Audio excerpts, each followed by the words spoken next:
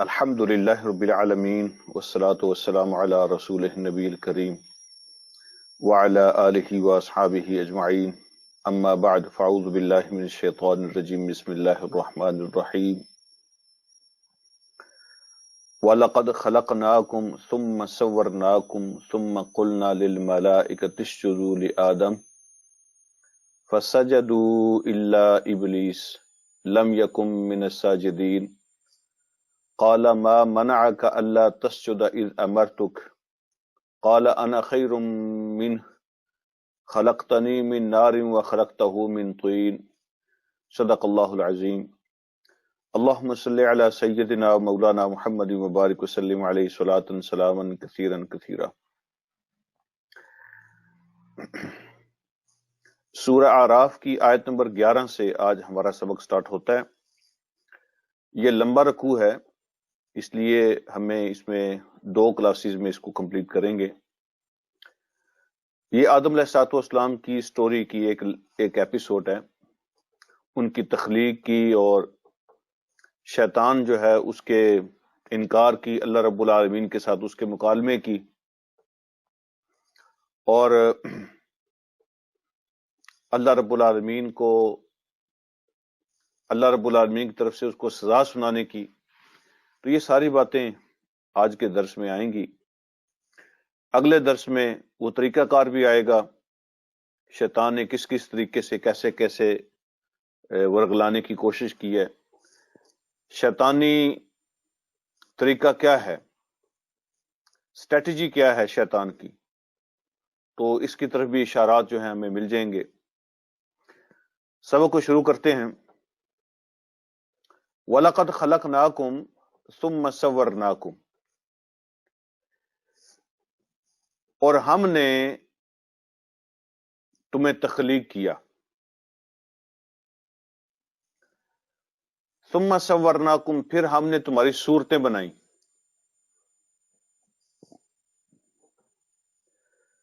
یہ جو تخلیق ہے یہ تو اس وقت ہوتی ہے جب بندہ یا کوئی بھی چیز کچھ نہیں ہوتی تو اس کو وجود میں لایا جاتا ہے۔ اس کا جو فرسٹ سٹیپ ہوتا ہے نا وجود کا، ایک چیز کچھ نہ ہو تو اس کو وجود میں لایا جائے، اس کو تخلیق کہتے ہیں۔ اور پھر اس کی آگے جو تصویر، اس کی جو صورت بنائی جاتی ہے وہ صورناکم ہے۔ درمیان میں اللہ پاک نے ثم کا استعمال کیا ہے۔ ثم جو ہے نا ترتیب کے لیے ہوتا ہے، تو اس کا مطلب یہ ہوا کہ پہلے تخلیق ہوئی ہے، اس کے بعد صورت بنائی گئی ہے۔ یہ دونوں کام اللہ فرماتے ہیں ہم نے کیے ہیں، اس میں کسی اور کا کسی کی شرکت، کسی کا حصہ، کسی کی سپورٹ کوئی شامل نہیں ہے۔ یہ نہ تمہارے ماں باپ کا کمال ہے، نہ تمہارا کمال ہے، نہ کسی اور کا، نہ کوئی اور خدا ہے۔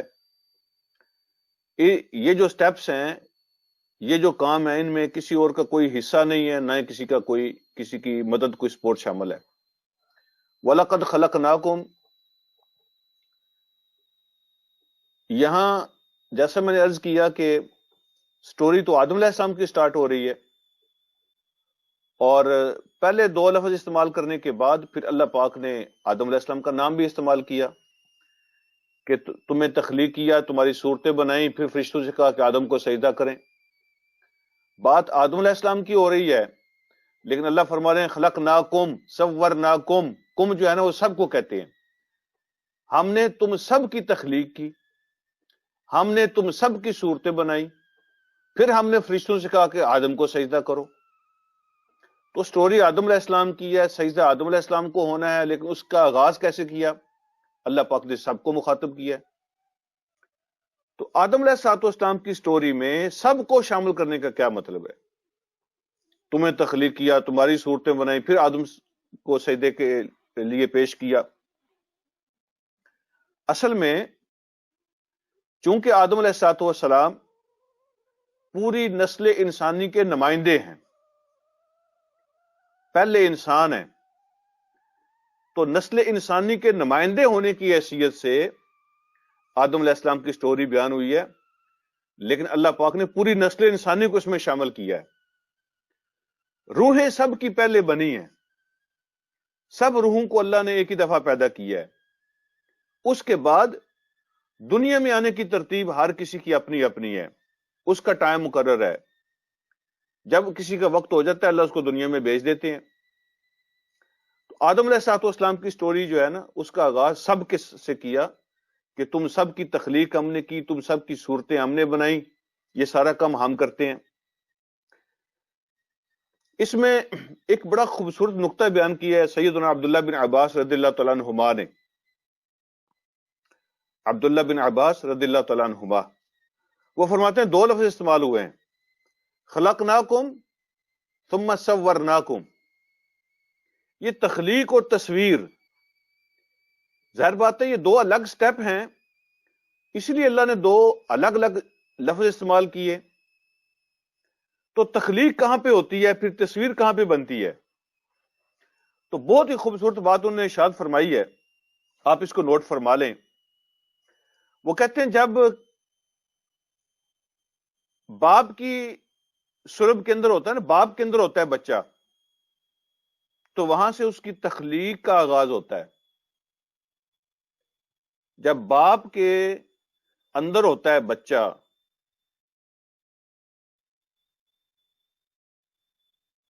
تو اس وقت اس کی تخلیق کا آغاز ہوتا ہے۔ جب پانی کا قطرہ باپ کے جسم سے نکلتا ہے وہاں سے تخلیق شروع ہو جاتی ہے، وہ فرسٹ سٹیپ ہے۔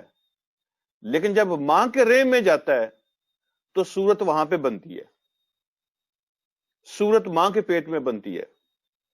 تو یہ جو پروسیجر ہے اس کا اللہ نے ذکر کر دیا، چلتا کہاں سے ہے پھر تصویر کہاں پہ بنتی ہے، تو یہ پروسیجر اللہ پاک نے بیان فرما دیا۔ پھر اللہ فرماتے ہیں ثم قلنا للملائکۃ اسجدوا لآدم۔ پھر جب آدم علیہ الصلوۃ والسلام کو ہم نے بنایا تو ان کو بنانے کے بعد ہم نے فرشتوں سے کہا کہ آدم کو سجدہ کرو، فسجدوا الا ابلیس، سب نے سجدہ کیا سوائے ابلیس کے۔ تو حکم فرشتوں کو ہوا تھا، ابلیس نے انکار کر دیا۔ یہ ہم سب جانتے ہیں ابلیس فرشتہ نہیں تھا، وہ تو جن تھا۔ فرشتے تو نور سے پیدا ہوئے ہیں اور جن نار سے اور آگ سے پیدا ہوئے ہیں۔ ابلیس پہلے بھی فرشتہ نہیں تھا، جیسے لوگ بعض کہتے ہیں نا فرشتوں کا سردار تھا، فرشتوں کا سردار کوئی نہیں تھا، کوئی فرشتوں کا سردار نہیں تھا، یہ کہانی ہے بس۔ نہ وہ فرشتہ تھا نہ فرشتوں کا سردار تھا، لیکن عبادت گزار تھا۔ جب اللہ رب العالمین نے آرڈر دیا تھا اس وقت وہاں موجود تھا وہ بھی۔ تو جب کوئی آرڈر جاری کیا جاتا ہے تو جو زیادہ تعداد میں ہوتے ہیں نام ان کا لیا جاتا ہے، لیکن وہ حکم باقی سب کے لیے بھی ہوتا ہے۔ مثال کے طور پہ ایک استاد اگر کمرے میں پڑھا رہا ہو کلاس کو، اور اس کلاس میں 20 طلبہ ہیں فار ایگزامپل، اس میں سے 18 مرد ہیں اور 2 بچیاں ہیں۔ جب استاد کہتا ہے کہ کمرہ خالی کر دو، بچوں کمرہ خالی کر دو، تو وہ صرف مردوں سے نہیں کہہ رہا ہوتا بلکہ اس کا خطاب عورتوں سے بھی ہوگا۔ تو ایک قاعدہ ہے للاکثر حکم الکل، جس کی اکثریت ہوتی ہے بات اس سے کی جاتی ہے لیکن حکم سب کے لیے ہوتا ہے۔ تو اللہ رب العالمین نے حکم دیا، وہ وہاں موجود تھا، وہ بھی حکم میں شامل تھا، لیکن کثرت چونکہ فرشتوں کی تھی نام فرشتوں کا لے لیا۔ تو اس کو بھی آرڈر تھا، اس بات کا اس کو بھی پتا ہے کہ آرڈر مجھے بھی ہے، اللہ کو بھی پتا ہے میں نے آرڈر اس کو بھی دیا ہے، دینے والے کو بھی پتا ہے میں نے اس کو شامل کیا ہے، جس کو آرڈر ملا اس کو بھی پتا ہے مجھے شامل کیا گیا ہے۔ تو باقی سب نے سجدہ کر لیا، ابلیس نے انکار کر دیا۔ یہ ہمیں کیسے پتا چلا کہ وہ فرشتوں میں سے نہیں ہے؟ ایک تو قرآن خود کہتا ہے کہ کان من الجن، وہ جنوں میں سے ہے۔ دوسرا اگلے الفاظ کہہ رہے ہیں لم یکن من الساجدین، وہ سجدہ کرنے والوں میں شامل نہیں ہوا۔ سجدہ کرنے والوں کے ساتھ شامل نہیں ہوا، ان کا ساتھی نہیں بنا، الگ تھا، الگ رہا. اس نے کہا میں نے سجدہ نہیں کرنا.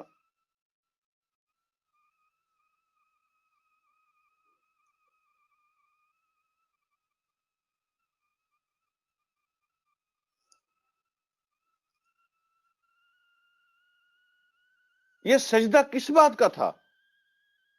یہ ہم سورۃ بقرہ میں بھی پڑھ چکے ہیں. کس چیز کا سجدہ تھا؟ دراصل اللہ رب العالمین نے جب فرشتوں کو اپنا منصوبہ بتایا تھا کہ میں اپنا خلیفہ بنا رہا ہوں، اس کو پیدا کیا ہے زمین کے لیے، اور جب فرشتوں نے سنا کہ ایک خلیفہ ہوگا، ایک نائب ہوگا، تو جو نائب اور خلیفہ ہوتا ہے زمین کا انچارج ہوگا، اس کو اختیارات دیے جائیں گے، اس کے پاس اتھارٹی ہوگی، اس کے پاس پاور ہوگی.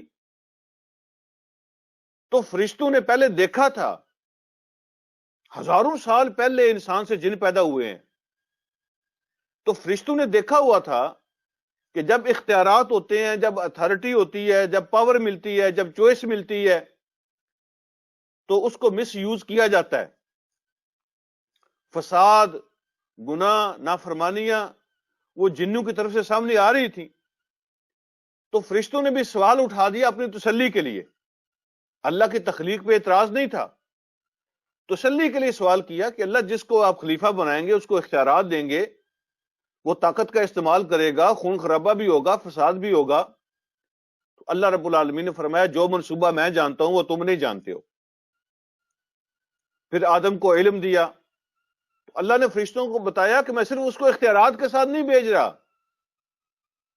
یہ نہیں کہ صرف اختیارات دے رہا ہوں، پاور دے رہا ہوں، اتھارٹی دے رہا ہوں، میں اس کو علم بھی دے رہا ہوں ساتھ کہ ان اختیارات کو استعمال کیسے کرنا ہے. میں ان کو اچھا برا سب کچھ سمجھا کے بھیج رہا ہوں، اختیارات کو استعمال کرنے کا طریقہ بھی دے رہا ہوں. صرف اتھارٹی نہیں دی، بلکہ اتھارٹی کو استعمال کرنے کے قانون بھی دیے ہیں. میں نے ان کو علم اور نالج بھی دیا ہے. اب اللہ نے حکم دیا کہ تم آدم کو سجدہ کرو، تو سجدہ کس بات کا تھا؟ سجدہ اس بات کا تھا کہ تسلیم کر لو کہ تم نے اس کی مدد کرنی ہے، اس کو فیسیلیٹیٹ کرنا ہے، اس کی بڑائی کو تسلیم کرنا ہے. یہ جو تسلیم کرنا ہوتا ہے اسی کا نام سجدہ ہے، کہ تم نے تسلیم کرنا ہے کہ یہ اشرف ہے، یہ بڑا ہے، اس کے پاس علم ہے، اس کی مدد کرنی ہے، اس کی عظمت کو تسلیم کرنا ہے، تم نے اس کو فیسیلیٹیٹ کرنا ہے، اس کو ایکسپٹ کرنا ہے. اسی بات کا نام سجدہ ہے.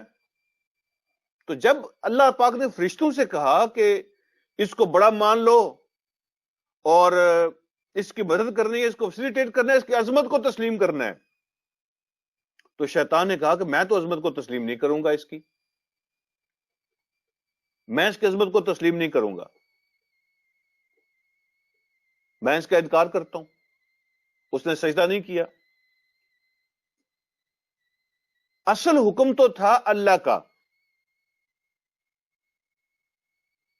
تو سجدہ اصل میں آدم کو نہیں تھا، وہ تو ایک علامت تھی، سمبل تھی، سمبل تھا ایک.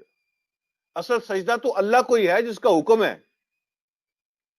جو مالک ہوتا ہے، جو اونر ہوتا ہے، جس کی اتھارٹی، جس کا اختیار ہے میرے اوپر، اگر وہ مجھے حکم دے کہ یہاں بیٹھ جاؤ، کھڑے ہو جاؤ، لیٹ جاؤ، سجدہ کرو، اٹھ جاؤ، تو میں اس کے حکم مانوں، تو یہ میں اسی کو سجدہ کر رہا ہوں. جو مجھے آرڈر کر رہا ہے میں اس کے آرڈر کو فالو کر رہا ہوں. تو آرڈر تو اللہ کا تھا. اللہ چاہیں کوئی بھی آرڈر دے سکتے ہیں. وہ کہتے ہیں آدم کی بڑائی کو تسلیم کر لو، اس کے سامنے سر تسلیم خام کر دو. تو اصل میں بیسیکلی آرڈر تو اللہ کا تھا. سمبولکلی عظمت آدم کی تسلیم کرنی تھی، لیکن آرڈر اللہ کا تھا. تو جب شیطان نے انکار کیا، سبحان اللہ، تو اگلی آیت میں دیکھیں، قال، اللہ فرمانے لگے، ما منعک اللہ تسجد اذ امرتک، کس چیز نے تجھے منع کیا اور روکا کہ تو نے سجدہ نہیں کیا جب میں نے تمہیں حکم دیا تھا. تو یہاں بھی اللہ فرما رہے ہیں کہ حکم تو اصل میں میرا تھا, سجدہ تو وہ مجھے ہے. اذ امرتک, جب آرڈر تمہیں میں نے دیا تھا تو تمہیں کس چیز نے منع کیا کہ تم نے سجدہ نہیں کیا؟ تو اللہ رب العالمین نے اس سے پوچھا. کیا مطلب ہے اس کا؟ یہاں ایک پوائنٹ ہے, ہم سب کو پلے باندھنا چاہیے.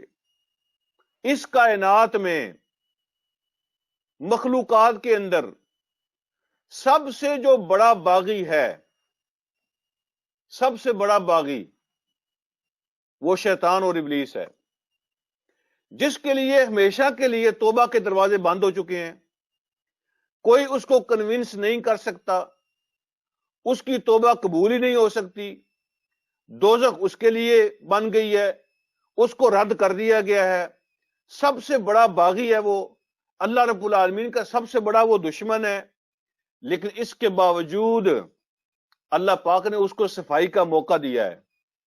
یہ ہے وہ پوائنٹ جو ہمیں سمجھنا ہے.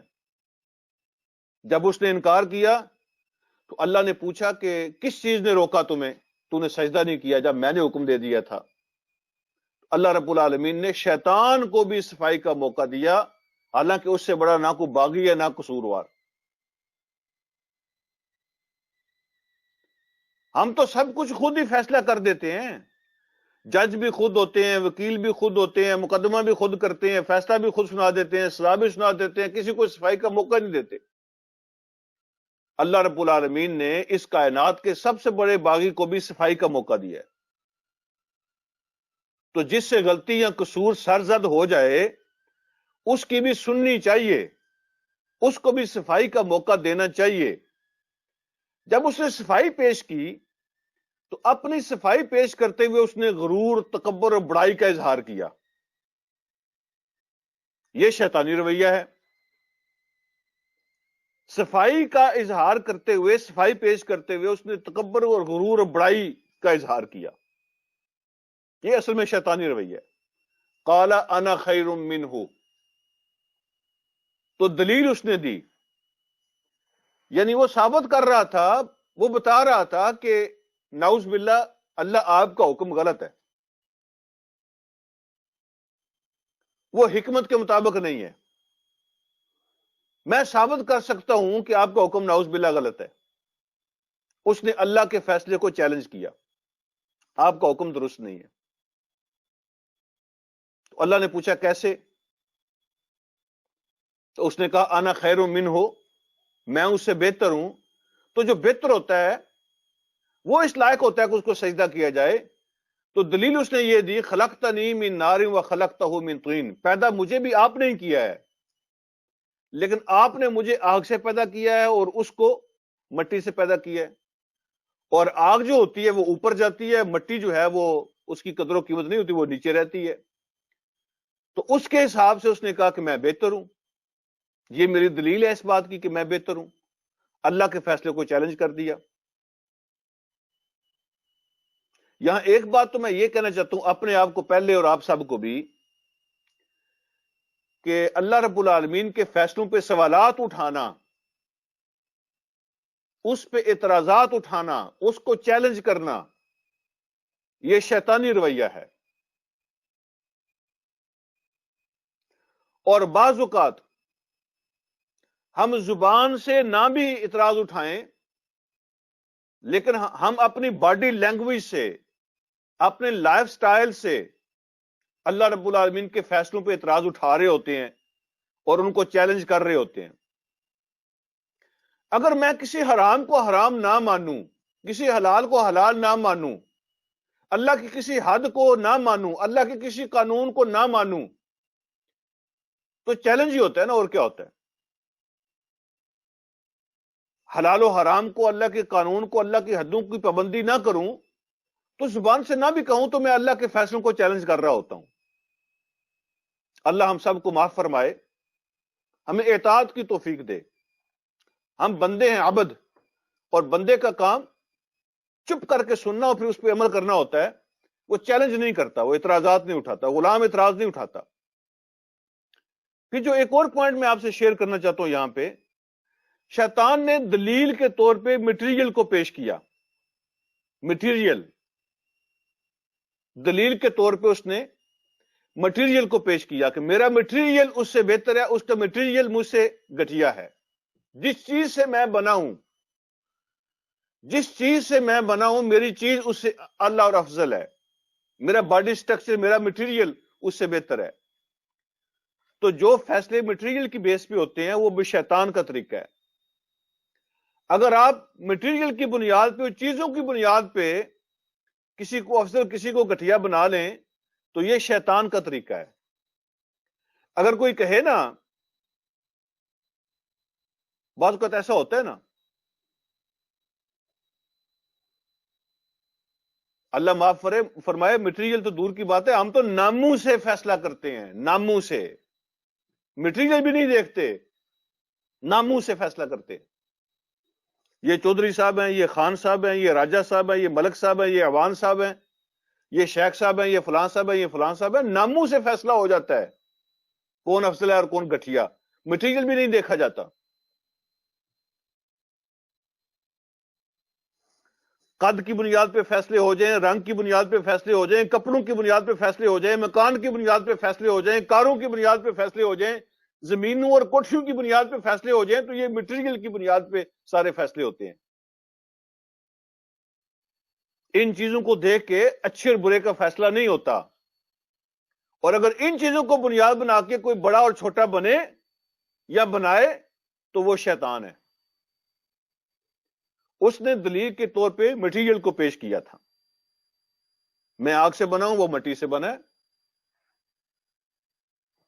لہذا میں افضل ہوں اور وہ چھوٹا ہے. اللہ رب العالمین نے کیا جواب دیا تھا؟ اللہ نے فرمایا قال فاہبط منہا, یہاں سے نکل جاؤ, اتر جاؤ, دفع ہو جاؤ.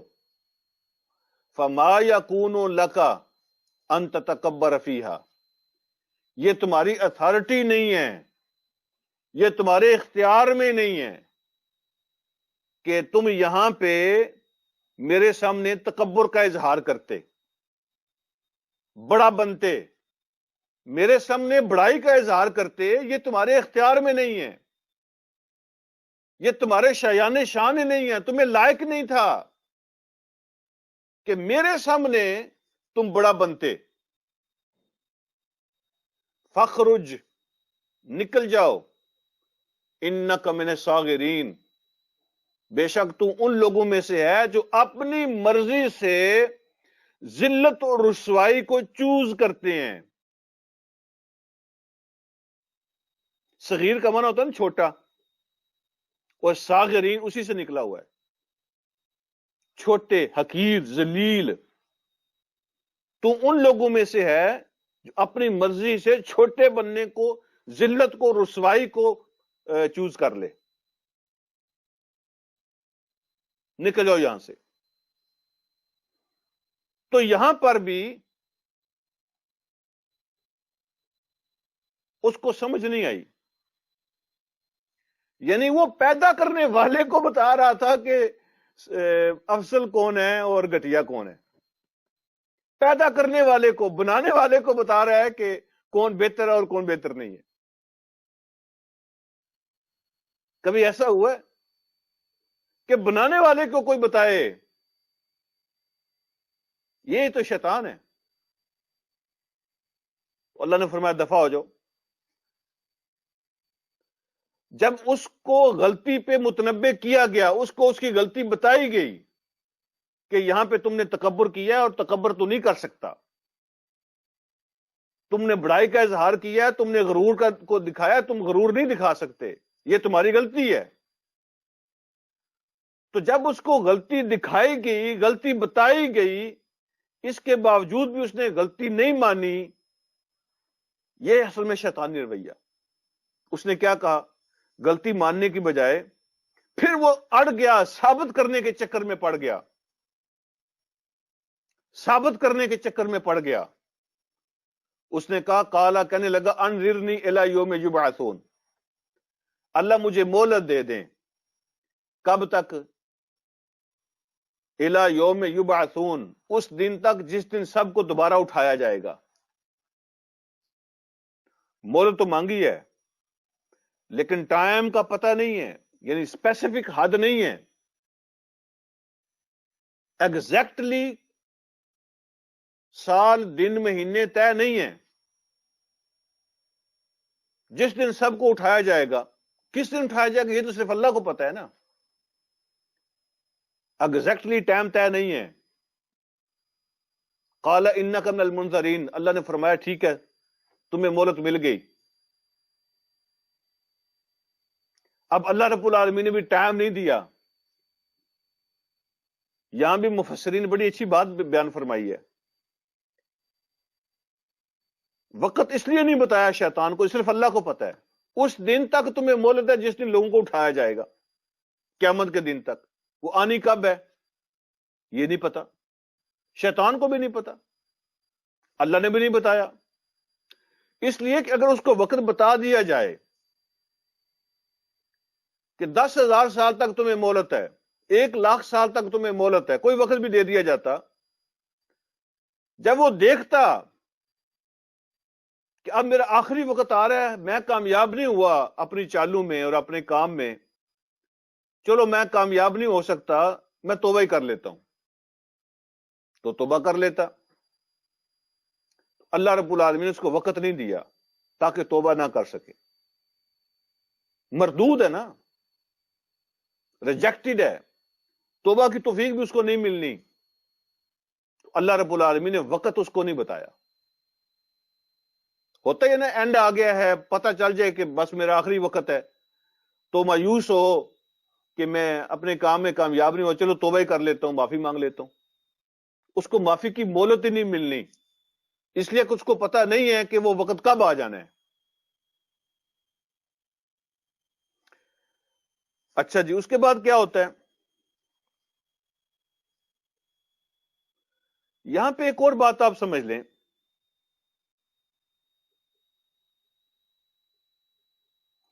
کہ یہ جو اس نے مہلت مانگی ہے نا، چلیں یہ میں آگے بات کرتا ہوں. جب یہ بات آتی ہے آدم علیہ السلام اور شیطان والی تو میں وہاں بات کروں گا. یہاں بھی ایک نقطہ ہے، میں وہاں بات کروں گا. آگے بڑھتے ہیں. قال فبما اغویتنی، ابھی بھی وہ ظالم اپنی غلطی کی طرف نہیں آ رہا. اب اس نے نعوذ باللہ الزام اللہ کے ذمہ ڈال دیے، اپنی گمراہی کا بھی الزام اللہ کو دے دیا. قال فبما اغویتنی، اس نے کہا آپ نے جو مجھے گمراہ کیا، آپ نے جو مجھے اس گمراہی میں ڈالا، آدم کو سجدہ کرنے کا حکم دے کر یہ سارا چکر آپ نے میرے خلاف چلایا، نعوذ باللہ. فبما اغویتنی، آپ نے مجھے اس دھوکے میں ڈالا ہے، یہ آدم کے چکر میں. اب میں کیا کروں گا؟ وجہ اس کی آدم بنا لیکن آپ کی وجہ سے ہوا. اب میں کیا کروں گا؟ لَأَقْعُدَنَّ لَهُمْ، میں ضرور اور ضرور ان کے لیے گھات لگا کے بیٹھوں گا، صراطک المستقیم، آپ کے سیدھے راستے پر. آپ کی طرف جو آنے والا راستہ ہے نا، تو میں ان کو آپ تک نہیں پہنچنے دوں گا. آدم وجہ بنا تھا تو میں اس کو کامیاب نہیں ہونے دوں گا، اور آپ نے مجھے اس آزمائش میں ڈالا ہے، لہذا میں آپ کے راستے پر کو نہیں چلنے دوں گا. اب دونوں کے ساتھ میری دشمنی ہے، آپ کے ساتھ بھی اور آپ کے اس چہیتے آدم کے ساتھ بھی. تو شیطان نے دونوں کے ساتھ اپنی دشمنی کا اعلان کر دیا. میں آپ کے سیدھے راستے پر بیٹھوں گا اور اس آدم کو آپ تک نہیں پہنچنے دوں گا. پھر اس نے اپنی اسٹریٹجی بیان کی، کیا کروں گا؟ اس نے کہا ثم لآتینہم من بین ایدیہم ومن خلفہم وعن ایمانہم وعن شمائلہم. ثم لآتینہم، پھر میں ضرور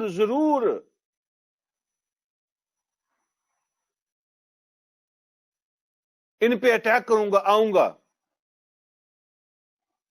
من بین ایدیہم، ان کے سامنے سے، ومن خلفہم، ان کے پیچھے سے، وعن ایمانہم، ان کے دائیں سائڈ سے، وعن شمائلہم، ان کے بائیں سائڈ سے، ولا تجد اکثرہم شاکرین، اور آپ ان میں سے اکثر کو شکر گزار نہیں پائیں گے۔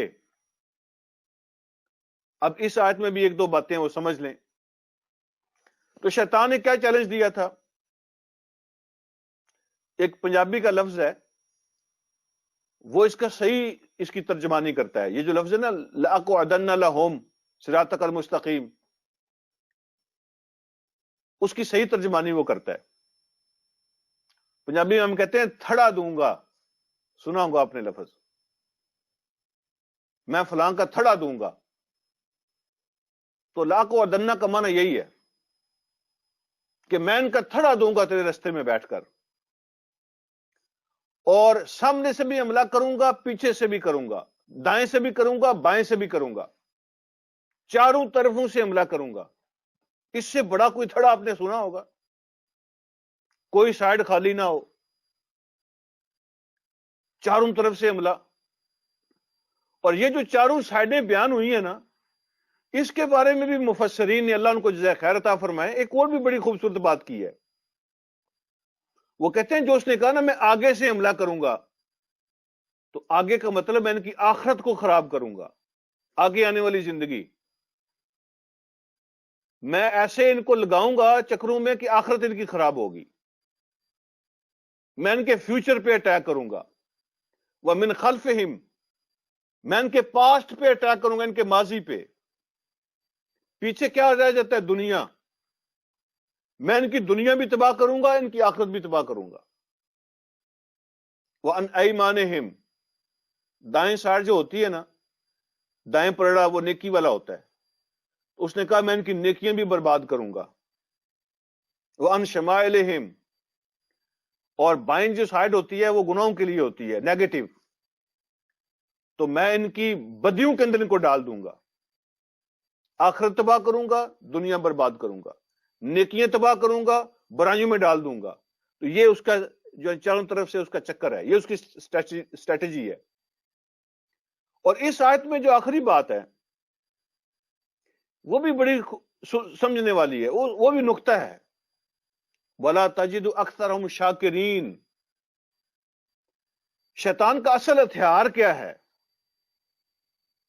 اس کا اصل جال کیا ہے؟ اس نے کہا آپ ان میں سے اکثر کو شکر گزار نہیں پائیں گے، ناشکری، ناشکری، ناشکری، ناشکری۔ اس نے کہا میں ان کو آپ کا نہ قدرہ اور نہ شکرہ بنا دوں گا، سب کچھ آپ کا کھائیں گے، زندگی آپ کی، سانس آپ کے، رزق آپ کا، اولاد آپ کی، صحت آپ کی، سب کچھ آپ کی طرف سے ملا ہوگا، لیکن شکریہ کسی اور کا ادا کریں گے، آپ کی شکر گزاری نہیں کریں گے۔ یہ شیطان کا سب سے بڑا ہتھیار ہے، جو اس نے پہلے دن اللہ رب العالمین کے سامنے اس کا اظہار کیا تھا، میں ان کو شکریہ نہیں ادا کرنے دوں گا۔ اسی لیے تو اللہ نے قرآن میں اتنی بڑی بات ارشاد فرمائی ہے کہ جو میرا شکریہ ادا کرے گا میں دیتا جاؤں گا، دیتا جاؤں گا، دیتا جاؤں گا۔ وَلَئِن شَكَرْتُمْ لَأَزِيدَنَّكُمْ، بڑھاتا جاؤں گا، بڑھاتا جاؤں گا شکریہ ادا کرو گے تو، لیکن نہ شکری کرو گے تو میرا عذاب بڑا سخت ہوگا۔ تو شیطان نے یہی کہا تھا، چاروں طرف سے حملے کروں گا، اور چاروں طرف سے حملہ کر کے کروں گا کیا؟ تو جو اس نے نچوڑ نکالا نا، اس نے یہ نکالا کہ ان کو شکر گزار نہیں بننے دوں گا، تیرے نہ شکرے ہوں گے۔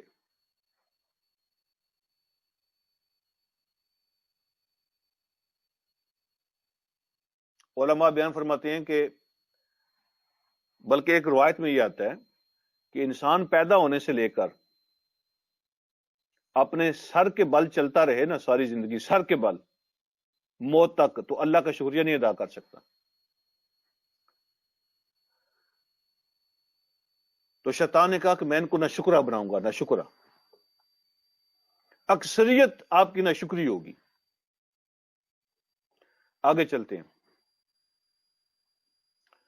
اللہ نے فرمایا قال اخرج منہا مذءوما مدحورا، تو اللہ رب العالمین نے فرمایا نکل جاؤ اس جنت سے ذلیل اور ریجیکٹڈ،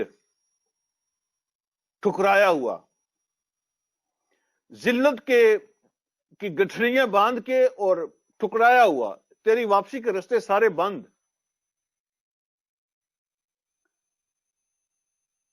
ذلت تمہاری زندگی کے ایک ایک حصے میں مسلط ہو گئی ہے، اور واپسی کے رستے تمہارے لیے بند ہو گئے ہیں، ریجیکٹڈ، ٹھکرا دیا گیا۔ اور پھر ایک بات اور بھی سن لو، لمن تبعک منہم، ان میں سے جو بھی تیرے پیچھے چلے گا، لأملأن جہنم منکم اجمعین، تو میں لازمی طور پر ضرور جہنم کو تم سب سے بھر دوں گا، جہنم کو تم سب سے بھروں گا جو تیرے پیچھے چلنے والے ہوں گے۔ تو شیطان تو جائے گا لازمی جہنم کے اندر، جو اس کے پیچھے چلنے والا وہ بھی اس کے اندر جائے گا۔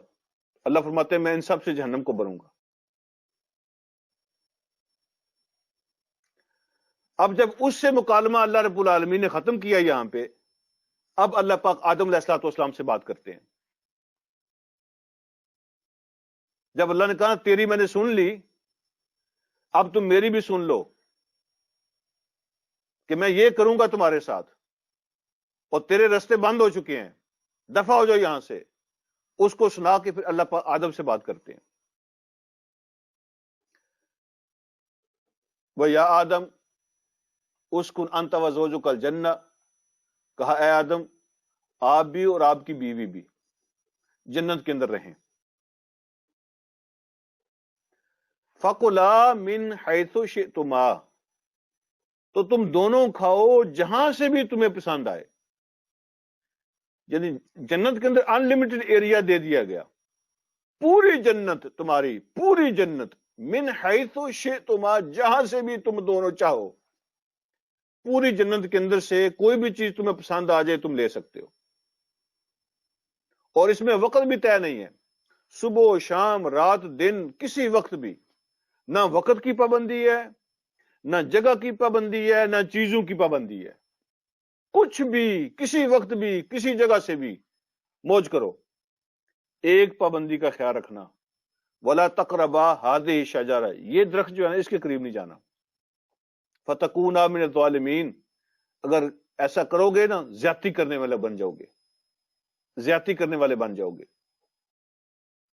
ایک درخت،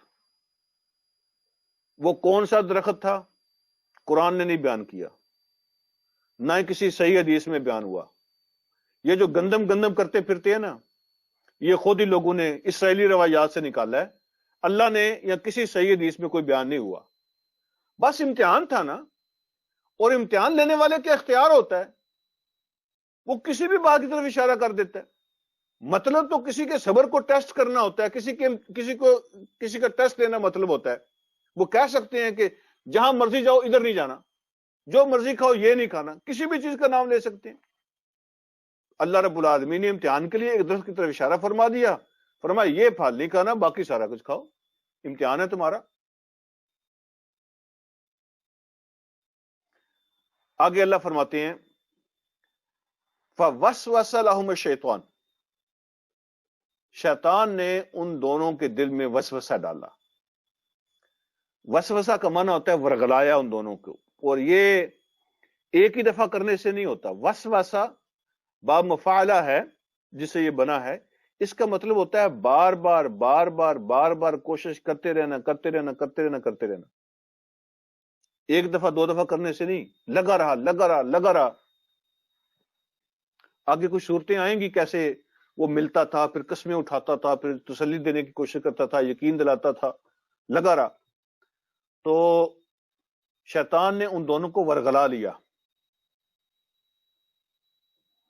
اب جو لوگ عام طور پہ سوال کرتے ہیں نا، اعتراض کرتے ہیں، بلکہ وہ کہتے ہیں ہمیں سمجھ نہیں آئی۔ یہ جو بات ہے جو میں نے کہا تھا کہ میں آگے بیان کرتا ہوں، ایک نقطہ جو پیچھے رہ گیا تھا، میں نے کہا آگے جب آدم علیہ السلام کا ذکر آئے گا تو پھر بیان کروں گا۔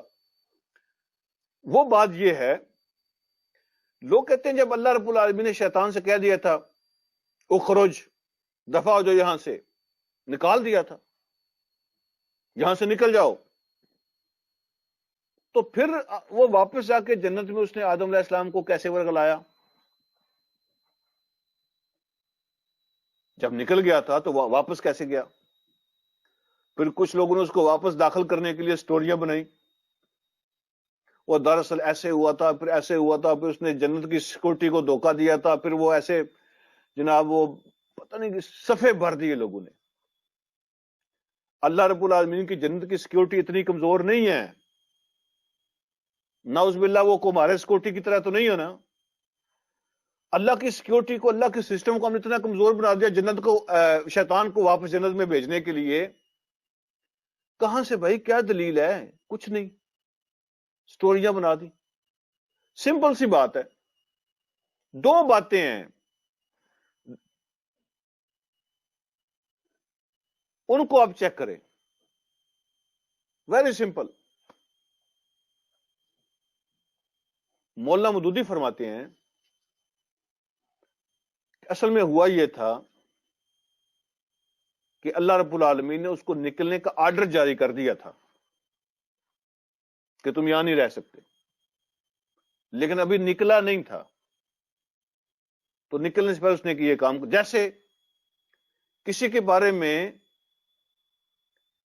یہ آرڈر جاری ہو جائے کورٹ کا کہ اس کو 10 دسمبر کو ہینگ کیا جائے گا، اس کو موت دی جائے گی، پھانسی دی جائے گی 10 دسمبر کو، فیصلہ تو ہو گیا لیکن ابھی ایک ہفتہ باقی ہے، اللہ کی طرف سے بھی اعلان ہو گیا تھا تو یہاں نہیں رہ سکتا، تمہیں یہاں سے نکلنا ہے، لیکن ابھی نکلا نہیں تھا، تو اس دوران اس نے یہ کاروائی کی۔ لیکن اس سے بھی مضبوط ہے دوسری بات، دوسری جو بات میں کرنے لگا ہوں وہ اس سے بھی مضبوط ہے، یہ بھی کہنے کی ضرورت نہیں پڑتی۔ وہ جو اس نے اللہ سے کہا تھا نا، ابھی ہم نے پڑھا، انذرنی الی یوم یبعثون، مجھے قیامت کے دن تک مہلت دے دیں۔ اللہ نے کہا تھا انک من المنذرین، تمہیں مہلت دے دی، تو یہ مہلت جو اللہ نے دی تھی یہ کس بات کی مہلت تھی؟ یہ صرف وقت کی مہلت نہیں تھی کہ جاؤ تمہیں قیامت کے دن تک ٹائم دے دیا، یہ ٹائم نہیں تھا، صرف ایکسیس بھی تھی، ایکسیس، یہ تھی وہ مہلت جو اس نے مانگی تھی، مجھے ایکسیس دو، اے اللہ مجھے ایکسیس دیں، مجھے ایبلٹی دیں، مجھے چانس دیں، مجھے موقع دیں ورغلانے کا، دھوکہ دینے کا۔ ہاں وہ بائی فورس نہیں کچھ کر سکتا، زبردستی نہیں کرا سکتا، وہ وسواس ہے، اس لیے اللہ نے فوسوسہ کا لفظ استعمال کیا۔ کسی سے بھی شیطان زبردستی گناہ نہیں کر سکتا، وہ صرف ترغیب دے گا، ترغیب، لیکن ترغیب کے لیے بھی ایکسیس تو چاہیے ہوتی ہے نا۔ تو وہ جو اس نے مہلت مانگی تھی اس کے اندر ایکسیس شامل ہے، ایکسیس دنیا کے اندر بھی، جنت کے اندر بھی۔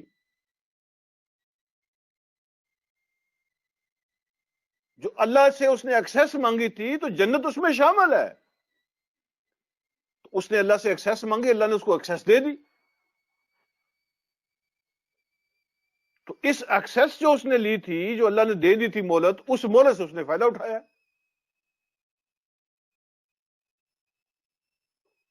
تو شیطان کو اللہ نے یہ پاور نہیں دی، یہ اختیار نہیں دیا کہ کسی سے زبردستی گناہ کروا دے، اس کو صرف اتنی طاقت دی ہے کہ وہ وسواس ہے، وہ وسوسے ڈالتا ہے، ورغلاتا ہے، ترغیب دیتا ہے، امیدیں دلاتا ہے، لالچ پیدا کرتا ہے اور گمراہ کرتا ہے۔ فوسوس لہم الشیطان، شیطان نے ان دونوں کو ورغلا لیا، اور کیا کرنے کے لیے؟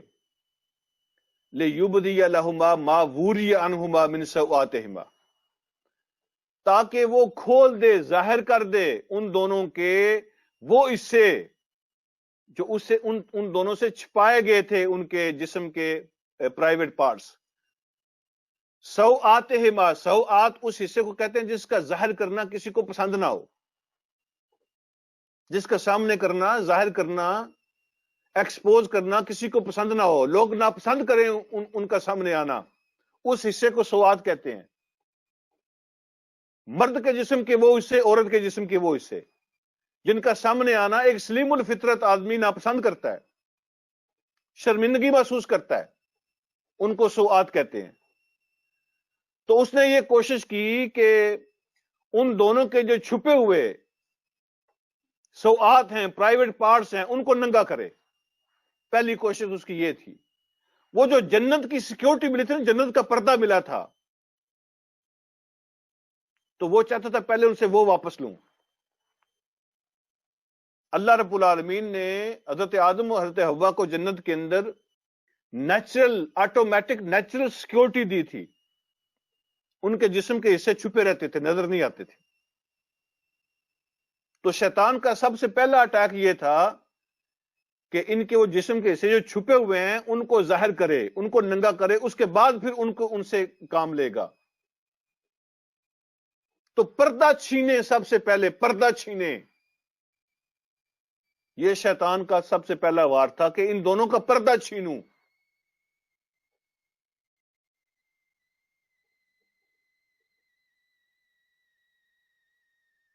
تاکہ وہ ایکسپوز کر دے ان دونوں کے وہ حصے جو چھپائے گئے تھے ان دونوں سے۔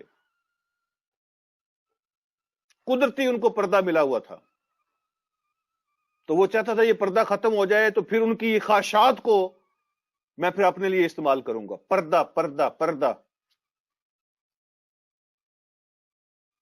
یہ شیطانی جال کے طور پہ،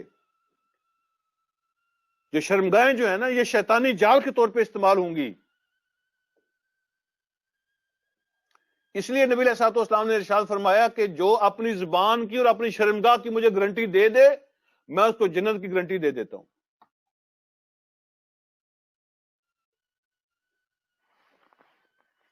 تو یہ آیت کمپلیٹ کر کے بات کو ختم کرتے ہیں، یہاں سے پھر شروع کریں گے۔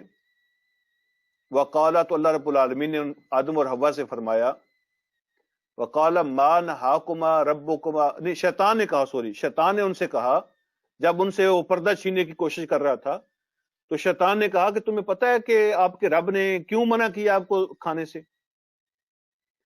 ما نہاکما ربکما عن ھذہ الشجرہ، تمہارے رب نے تمہیں اس درخت سے اس لیے منع کیا ہے الا ان تکونا ملکین، کہ تم کہیں فرشتے نہ بن جاؤ۔ جو بھی اس درخت کا پھل کھاتا ہے نا وہ فرشتہ بن جاتا ہے، اللہ نے منع کر دیا کہیں تم فرشتے نہ بن جاؤ۔ میں تم سے پہلے کا یہاں رہتا ہوں، مجھے تجربہ ہے، میں سارے یہ جانتا ہوں، اس پورے علاقے کو، جنت کی ہر چیز کو میں جانتا ہوں، تم سے پہلے کا یہاں رہتا ہوں، مجھے پتا ہے جو اس کو کھاتا ہے فرشتہ بن جاتا ہے۔ تو اللہ نہیں چاہتے تم فرشتے بنو۔ او تکون من الخالدین، یا جو بھی اس کو کھاتا ہے نا اس کو کبھی بھی موت نہیں آتی، ہمیشہ کی زندگی۔ یہ دو ہی تو چکر ہیں، انسان ہمیشہ بڑا بننا چاہتا ہے، اپنے سے افضل بننا چاہتا ہے، بڑا بڑا بننا چاہتا ہے، اور بہتر اور بہتر اور بہتر، اور میں کبھی ختم نہ ہوں، کبھی ختم نہ ہوں۔ تو یہ باتیں ان کے دل میں ڈالی، اور کچھ مفسرین بیان فرماتے ہیں یہ بھی کہا تھا اس نے کہ اللہ نے اصل میں وہ جو درخت ہے نا اس سے منع کیا ہے، اس طرح کے جو باقی ہیں ان سے منع نہیں کیا۔ وہ جو تمہارے گھر کے سین کے اندر ہے نا، جو فلانے کونے میں ہے، اس کی طرف اللہ نے اشارہ کیا تھا، وہ منع ہے بھائی جی، باقی جو منع نہیں ہے۔ وہ جو اسپیسیفک تھا نا، وہ خاص والا، وہ منع تھا۔ اس طرح کے باقی جہاں بھی تمہیں ملے وہ منع نہیں ہے۔ قسمیں کھائیں، بار بار ملا، کرتے کرتے کرتے کرتے اللہ فرماتے وسوس لہما، ورغلا لیا اس نے دونوں کو۔ یہیں سے بات کو آگے شروع کریں گے۔ اللہ مجھے اور آپ کو سمجھنے کے عمل کی توفیق عطا فرمائے۔ وآخر دعوانا الحمدللہ رب العالمین۔ جزاکم اللہ خیر۔